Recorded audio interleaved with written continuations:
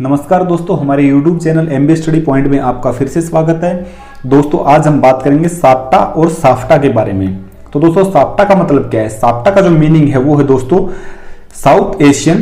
Preferential trade agreement, यानी कि दक्षिण एशिया वरीयता व्यापार समझौता। जैसा कि इसके नाम से हम देख सकते हैं कि ये जो समझौता हुआ था साप्टा, ये था दक्षिण एशिया के जो सार्क कंट्री के जो देश हैं, सार्क कंट्री के जो मेंबर हैं, जो कंट्री हैं, जो अभी 8 कंट्री मेंबर है फिलहाल में। और जैसा हमने अपनी पिछली वीडियो जो सार्क के बारे में बताया था उसमें 1985 में दक्षिण एशियाई देशों का जो संगठन है ये एस्टेब्लिशमेंट हुआ था। और इसके बाद में जो है ये दक्षिण एशियाई वरीयता व्यापार समझौता ये जो हुआ था, ये हुआ था जो सार्क कंट्री नेशन जो हैं उनके बीच में जो है व्यापार की बाधाओं को कम करने के लिए और उनके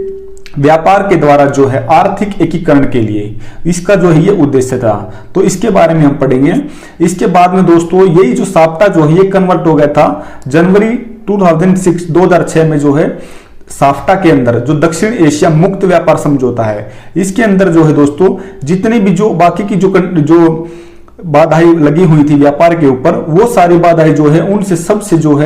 सबको जो है मुक्त कर दिया गया था। उन बाधाओं को मुक्त करके जो है व्यापार को जो है और ज्यादा बढ़ावा दिया गया था जो सार्क कंट्री हैं उनके बीच में। तो आइए इनके बारे में डिस्कस करते हैं। सबसे पहले देखेंगे हम वरीयता व्यापार समझौता जो साप्टा है उसके बारे में हम देखेंगे।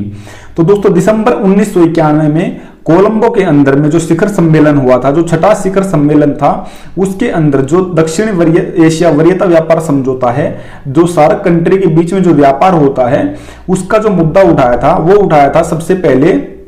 श्रीलंका ने जो है लिबरलाइजेशन यानी उदारीकरण के ऊपर जो है विचार किया था, जिसके द्वारा जो है सार्क कंट्री के जो नेशन हैं उनके बीच में जो है व्यापार को बढ़ावा दिया जा सके और उससे जो है उनके आर्थिक लक्ष्यों को जो है मजबूत किया जा सके और आपस में जो है समस्त जो सार्क कंट्री हैं उनके जो भाईचारे की भावना को जो है बढ़ाया जा सके व्यापार के द्वारा। उसके ऊपर सबसे पहले जो विचार दिया था वो दिया था श्रीलंका ने, और वो था छठा शिखर सम्मेलन जो था श्रीलंका के अंदर ही जो हुआ था कोलंबो में 1991 में।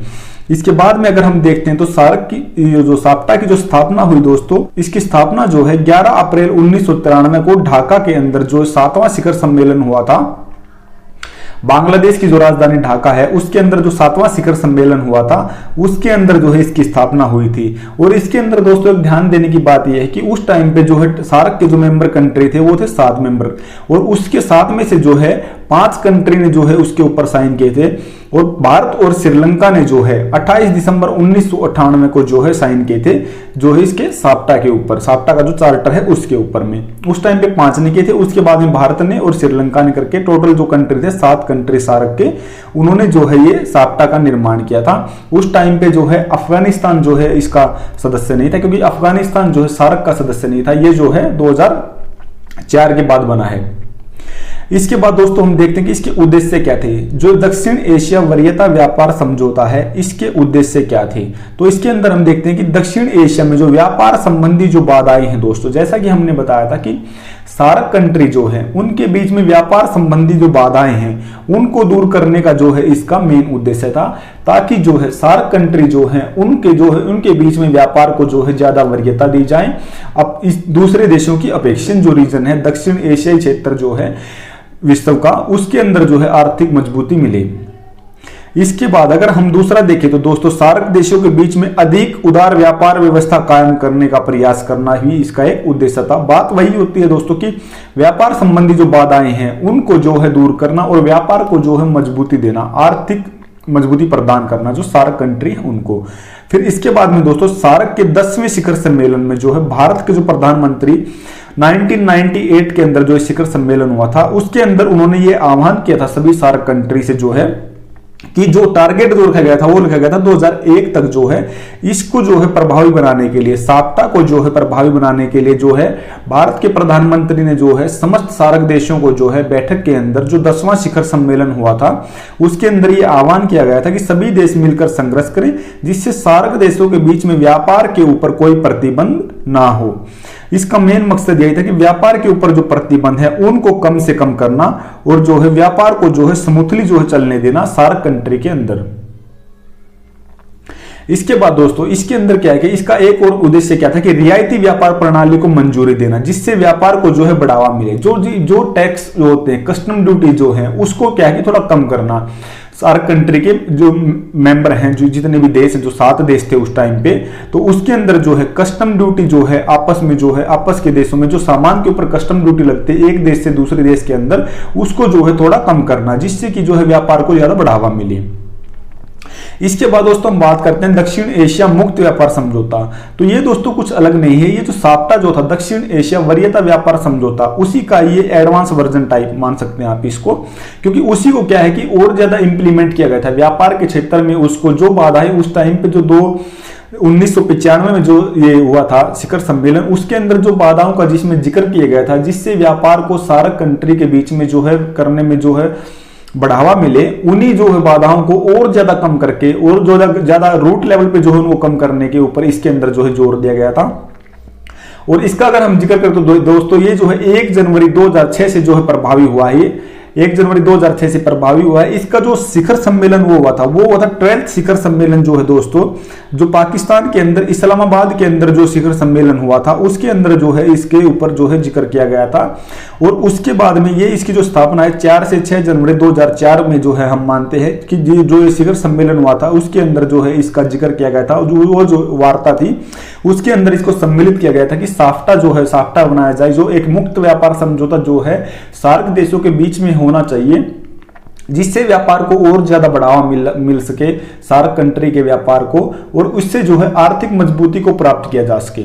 और इसके बाद दोस्तों अगर हम देखते हैं तो इसके जो सार्क देश जो है इसके अंदर सारे विदेश मंत्री, जो जितने भी सार्क कंट्री के मेंबर हैं उस टाइम पे जो है उसके सारे जो विदेश मंत्री थे, जो सभी देशों के विदेश मंत्री थे सार्क कंट्री मेंबर के, वो सब उस टाइम पे अवेलेबल थे। और उन्होंने जो है मुक्त व्यापार क्षेत्र को जो है कायम करने का प्रस्ताव रखा था 2016 तक। 2016 को इसको जो टारगेट किया गया था कि 2016 तक जो है सार्क देशों के बीच में मुक्त व्यापार होगा, पूरा व्यापार जो है उसको मुक्त किया जाएगा, यानी कस्टम ड्यूटी वगैरह या जो आर्थिक प्रतिबंध हैं और भी जो अन्य बाधाएं हैं एक देश से दूसरे देश के व्यापार में, उसको बिल्कुल न्यूनतम किया जाएगा, जिससे जो है मुक्त व्यापार को बढ़ावा मिले। और इसके अगर हम उद्देश्य देखें तो उद्देश्य इसके दोस्तों वही है, उसी जो साफ्टा के जो उद्देश्य थे उसी प्रकार इसके उद्देश्य हैं। इसका जो उद्देश्य था दोस्तों, जो पहला उद्देश्य है कि भारत के सदस्य देशों के बीच वस्तुओं की मुक्त आवाजाही में आने वाली बाधाओं को दूर करना और दक्षिण एशियाई देशों की अर्थव्यवस्था को एकीकृत करना।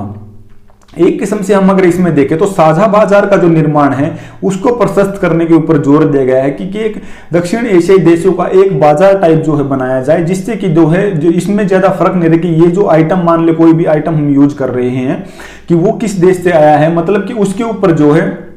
कस्टम ड्यूटी वगैरह जो लगती हैं उसको कस्टम ड्यूटी को जो है न्यूनतम किया जाना चाहिए। टैरिफ तथा नॉन टैरिफ जो दर है उसके अंदर जो है इसका उद्देश्य ये था कि दोस्तों उसके अंदर टैरिफ तथा नॉन टैरिफ जो भी ये ड्यूटी लगती हैं एक देश से दूसरे देश के ऊपर जो आयात या निर्यात होता है उसको जो है 3 चरणों में उसके ऊपर जो है उसको कम किया जाएगा। उसके अंदर जो 3 चरणों में अगर हम देखें तो प्रथम चरण जो था दोस्तों, प्रथम चरण में क्या किया गया था, प्रथम चरण में सार्क के जो सभी सदस्य देश हैं वो मुक्त व्यापार को स्वीकृति देंगे। सार्क के सभी सदस्य देश क्या करेंगे, मुक्त व्यापार को स्वीकृति देंगे। और ये प्रथम चरण जो है दोस्तों, इसका जो टारगेट रखा गया था वो रखा गया था 2 साल का, यानी कि मान सकते हैं कि हम 2006 से जैसे ये क्या है कि इसको जो है इंप्लीमेंट किया गया था, तो 2008 तक जो है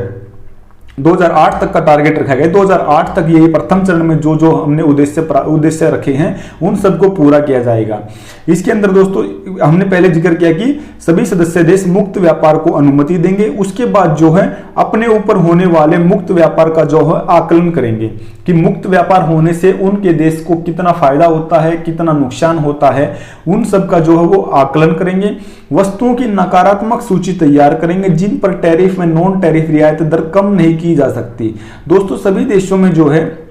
ऐसे कुछ न कुछ वहां के जो मूल जो है जो उत्पाद ऐसे होते हैं जिनके ऊपर वो देश जो है चाहकर भी जो है टैरिफ जो या नॉन टैरिफ जो कस्टम ड्यूटी जो है वो कम नहीं कर सकता। तो ऐसी सूची जो है उनको जो है तैयार करनी होगी प्रथम चरण में, और जिससे कि जो है ये प्रथम चरण में जो है ये ऐसी सूची तैयार करनी होगी कि इन उत्पादों को छोड़, इन उत्पादों के ऊपर कस्टम ड्यूटी को जो है कम नहीं किया जा सकता। और इसके अलावा जो कस्टम ड्यूटी को जिनके ऊपर कम किया जा सकता है, आयात व निर्यात को जिसके अंदर बढ़ावा दिया जा सकता है, यानी कि जिसके अंदर व्यापार को बढ़ावा दिया जा सकता है दूसरे देशों के द्वारा, उन वस्तुओं की सूची भी जो है इसके अंदर हमें बनानी होगी हर एक देश को। ये इसका प्रथम चरण के अंदर जो है टारगेट रखा गया था। अब इसके बाद अगर हम बात करें तो द्वितीय चरण की, दूसरे चरण में ये द्वितीय चरण जो था दोस्तों, ये उससे अगले 2 साल का जो टारगेट था, यानी इसको हम मान सकते हैं कि 2006 में जब वो शुरुआत हुई, ये 2010 तक का जो है टारगेट था ये। और इसके द्वितीय चरण में जो है दोस्तों, उच्च आयात शुल्क जो है, जो हम इंपोर्ट होता है, जो हमारे देश के अंदर में आइटम, सभी देशों में जो आइटम इंपोर्ट होता है उसको जो है शुल्क को जो है कम करके 20% तक किया जाएगा। मतलब कि शुल्क को जो है 20% तक जो है कम किया जाएगा। सार्क देशों के द्वारा तैयार की गई जो नकारात्मक सूची है, जिनके ऊपर कोई शुल्क राशि जो है उसको कम नहीं किया जा सकता, तो उसके ऊपर दोस्तों जो है वार्ता की जाएगी कि ऐसे कौन से जो है उत्पाद हैं जिनके ऊपर शुल्क राशि को कम नहीं किया जा सकता। इसके बाद अगला जो चरण है दोस्तों वो है तीसरा चरण। तृतीय चरण के अंदर में जो है दोस्तों एक ये टारगेट रहे, ये जो है तृतीय चरण दूसरे चरण के से आगे जो 5 साल तक का था, तो 5 साल इसके अंदर जो क्या किया जाएगा, जो इस चरण में सभी तरह के जो आयात जो हैं, सभी तरह के जो उत्पादों का जो आयात होता है उसके ऊपर शुल्क को कम करके 0 से 5% तक रखा जाएगा। यानी द्वितीय चरण में 20% तक रखा जाएगा और तृतीय चरण में जो है 0 से 5% तक जो है इस शुल्क को रखा जाएगा। यानी कि शुल्क को जो है इसमें क्या कर दिया गया है, इसमें शुल्क को न्यूनतम कर दिया गया है, ताकि जो है वस्तुओं की आवाजाही जो एक देश से दूसरे देश के अंदर जो होती है, इससे जो है इसमें कोई ज्यादा फर्क ना पड़े। और उसके ऊपर मान लो अगर दोस्तों कोई भी कस्टम ड्यूटी अगर लगती है, कोई आइटम मान लो कि अगर एक देश से दूसरे देश के अंदर कोई एक आइटम जाता है, तो जो कस्टम ड्यूटी जो होती है, अगर उसकी कस्टम ड्यूटी मान लो कि जो कम रहेगी, तो कस्टम ड्यूटी कम रहने से जो है इसका फायदा क्या हुआ, कस्टम ड्यूटी कम रहने से इसका फायदा दोस्तों ये होता है कि जो आइटम का जो वैल्यू जो है, उसकी वैल्यू के ऊपर जो है ज्यादा फर्क नहीं पड़ेगा, वैल्यू जो है उसकी नॉर्मल रहेगी। यानी आइटम जो है ज्यादा महंगा नहीं मिलेगा आपको। और कस्टम ड्यूटी अगर आपको ज्यादा देनी पड़ी तो ऑब्वियस सी बात है कि आइटम जो है जब दूसरे देश के अंदर सेल के लिए जाएगा, तो आइटम में जो है कस्टम ड्यूटी भी ऐड कर दी जाएगी उस देश के द्वारा, जिस देश ने उसको एक्सपोर्ट किया है। और वो जो कस्टम ड्यूटी ऐड कर दी जाएगी, उससे जो है आइटम का जो है, आइटम की वैल्यू उससे जो है ज्यादा हो जाएगी। और इससे जो है व्यापार में जो है कहीं ना कहीं हम प्रतिबंध मान सकते हैं। तो इस प्रकार दोस्तों ये जो था साफ्टा और साफ्टा था, जिसके बारे में हमने जिक्र किया, जिसमें दक्षिण एशिया जो है वरीयता व्यापार समझौता था। और इसके बाद इसी का जो है बदल के इसकी जो बाधाओं को व्यापार के अंदर कम करके जो है मुक्त व्यापार करने के ऊपर जोर दिया गया। अब इसके अंदर अगर हम बात करें दोस्तों कि इससे जो है ये कितना सक्सेसफुल रहा या कितना सक्सेसफुल नहीं रहा, तो दोस्तों ये ज्यादा जो है सक्सेसफुल नहीं रहा। अगर इसके बारे में अगर हम डीपली जो स्टडी करते हैं, तो इसका ना रहने का एक कारण ये भी है दोस्तों, जो बाकी जो भारत के जो है जो सार्क कंट्री के अंदर में जो है भारत जो है एक महाशक्ति के रूप में कार्य करता है। क्योंकि भारत के अंदर अगर हम आबादी देखें तो वो लगभग 70% जो आबादी सार्क कंट्री की जो है वो अकेले जो है भारत के अंदर है। और भारत का जो है भारत के अंदर है। और भारत की अगर हम इसके अंदर जीडीपी वगैरह देखें, जीडीपी देखें तो वो ही भारत की जो है सबसे ज्यादा है। और इस प्रकार से जो आइटमों का जो इंपोर्ट जो भारत के अंदर में होता है, भारत तो वो जो है कि ज्यादा होता है, एक्सपोर्ट भी बहुत ज्यादा होता है। तो दूसरे जो देश थे, सार्क कंट्री के जो अदर मेंबर थे, उनको ये लगा कि भारत कहीं ना कहीं इसके अंदर जो है अपना फायदा ढूंढने की जो है कोशिश कर रहा है। और कई कंट्रियों ने हालांकि साइन तो की, ये कुछ दिन तो चला, लेकिन ज्यादा ये सक्सेसफुल नहीं हो सका।